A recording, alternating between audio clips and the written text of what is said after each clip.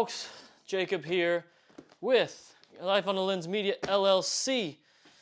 And of course, as always, I've spent way too much money on gear that I probably don't need. But I saw an interesting offer online, and essentially what it said was, hey guys, we are a brand known as Ashanks. Ashanks? We are looking for reviews for our new Pro Monopod.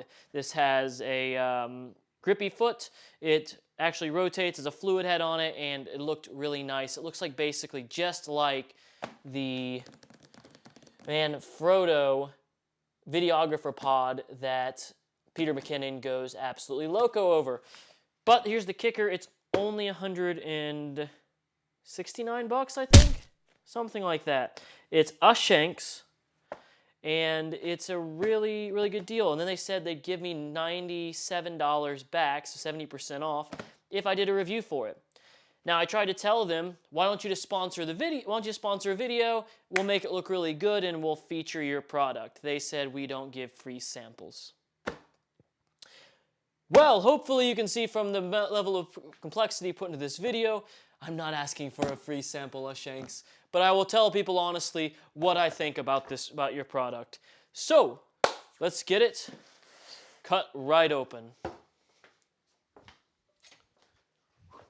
The cleaver of destiny. Oh yeah.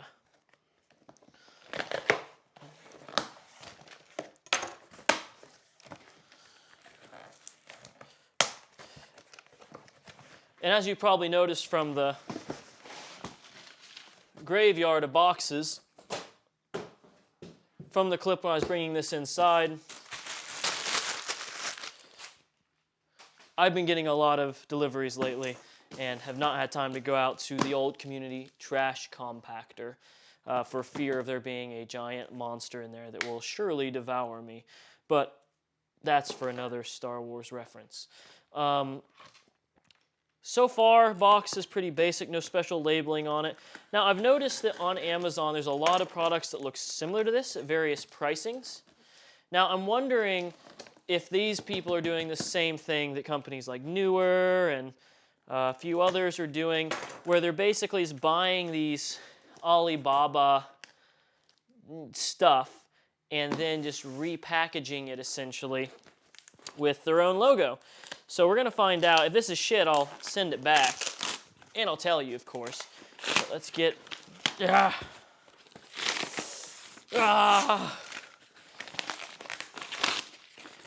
it couldn't have made a more convenient box to open. Oh, well, okay. Now that we're getting the meat and potatoes of this, I do like this right away.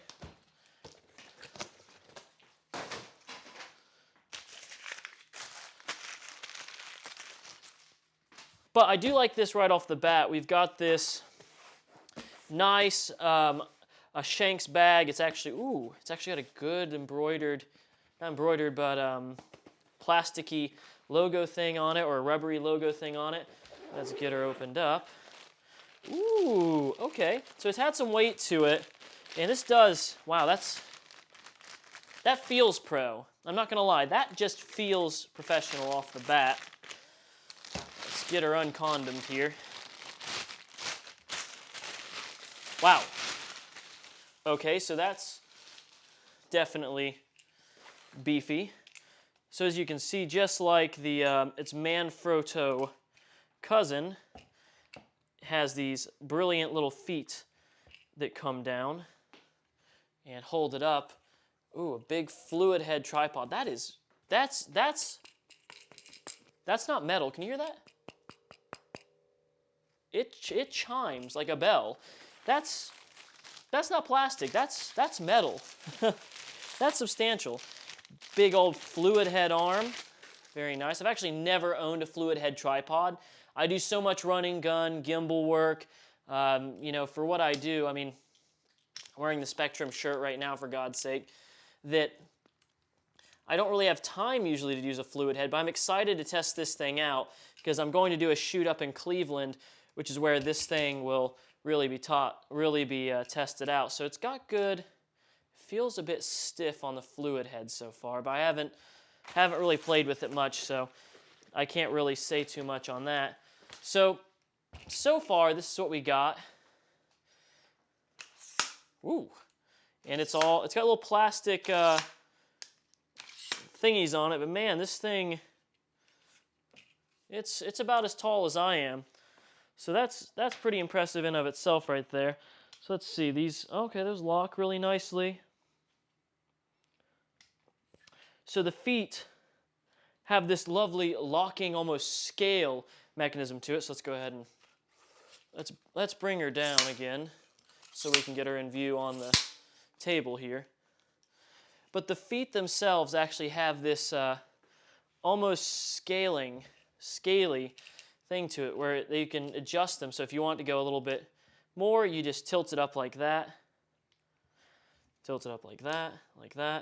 And you've got more tripodness. I don't know. And then this down here, oh, that locks. That allows you to adjust tension pretty well. Okay, so that moves smoothly, and that moves all the way forward and almost back, depending on whether or not you have this little notch right here, which is pretty nice. That'll work good at the fluid head. So let's get this extended again here. Let me just play with the fluid head real quick and see how this actually works now once I get it. So it's got so this is removable, which is good. It has a level on it here, which is pretty nice. It's good to have a level for these kind of things because you never know. Okay, so that adjusts the fluidness of the fluid head, and that I was hoping it would pan back and forth too, but it looks like the fluid head is limited on that in the sense that it only goes forward and backwards. But let's have a look at this plate here. This looks like kind of Manfrotto-ish style plate. So as I'm undoing it here, come off. Well, it's telling me this way, so what do you mean that way? Oh, I see. So this way, okay. So it's telling you to pull it out the opposite way, so that must be slide it in this way. So it's got this nice locking mechanism in here that basically this catches and holds on to. I like too, by the way, how it has actual bolts on the bottom, but unlike the DJ Ronin S, for example, these actually have little grips on them, so you don't have to get a screwdriver every time. You just need a screwdriver if they get too tight or if you need to adjust them, things along those lines. So let's follow the arrows back on here. There's that. Tighten it back up here. So this little side thing here tightens it.